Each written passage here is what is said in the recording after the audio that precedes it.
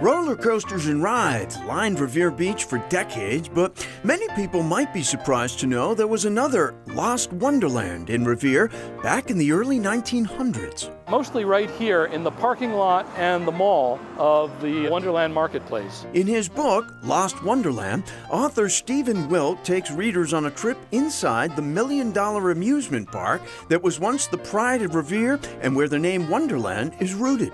Most of the main buildings were located exactly where the buildings of the mall are. The park was loaded with state-of-the-art attractions. This was the Japanese village. It had its own 50-foot tall Mount Fuji in the back. This was the Fighting the Flames show. They built a city square and they would apparently set it on fire. Fire trucks would come by, people would jump into the nets and they would rescue them on the ladders and they would hose them down. There was a medical team on hand, but not necessarily for the Fighting the Flames show. Wilkes says they were there for the, wait for it, baby incubators. Human baby incubators. This was done by Dr. Martin A. Cooney. He tried to establish these in World's Fairs and at amusement parks across the country because at the time, hospitals didn't have incubators. And it was his mission to try and save premature babies. One of the kickers that is finally revealed at the end of his life, Dr. Martin A. Cooney didn't actually have a medical degree.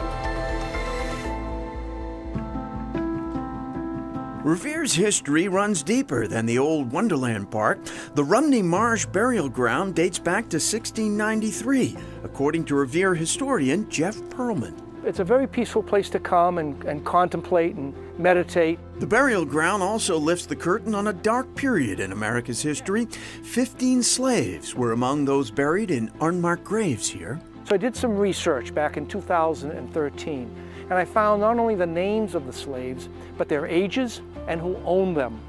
And I came across 15 slaves, and all they mentioned in the book was that they're buried near the North Wall. To commemorate the 150th anniversary of the Emancipation Proclamation, 2 plaques were built, and the plaques are there right now with the names, the ages, and the owners of those 15 slaves.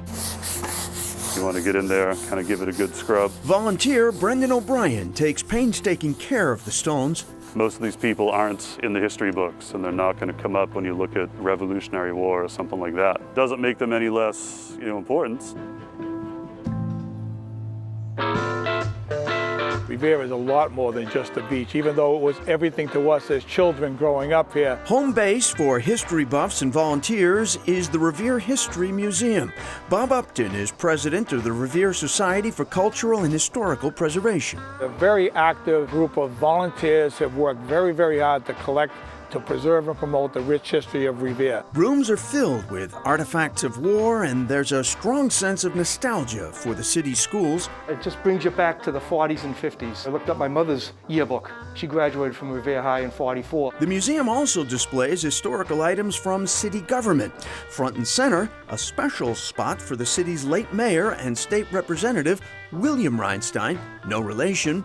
His daughter, Kathy Reinstein, followed in his footsteps in the House of Representatives and says there's much that can be learned from Revere. I've taught at both Emerson and Suffolk, and I always say if you want to learn real politics, you come here and you learn door to door. Being an elected official here for 15 years, this was a lot tougher than being at the State House. It was worth every minute of it, the good and the bad, because it really kind of grounds who you are. Reinstein is still a proud Revere resident and says she's proud of one other part of Revere cultural history. So, Revere girl, 1980s. Yes. Big hair? Yes. That was the height of fashion. Everyone had high hair then. Back to the Lost Wonderland. The rides were cutting edge for the early 1900s, including Hale's Tour, a virtual reality ride. The inside looked like a train car with a movie screen in front projecting images of a train track. It would also shake and smoke. For more information on the Lost Wonderland book, head to our website. Coming up, want to live near Boston? Well, have you considered Revere?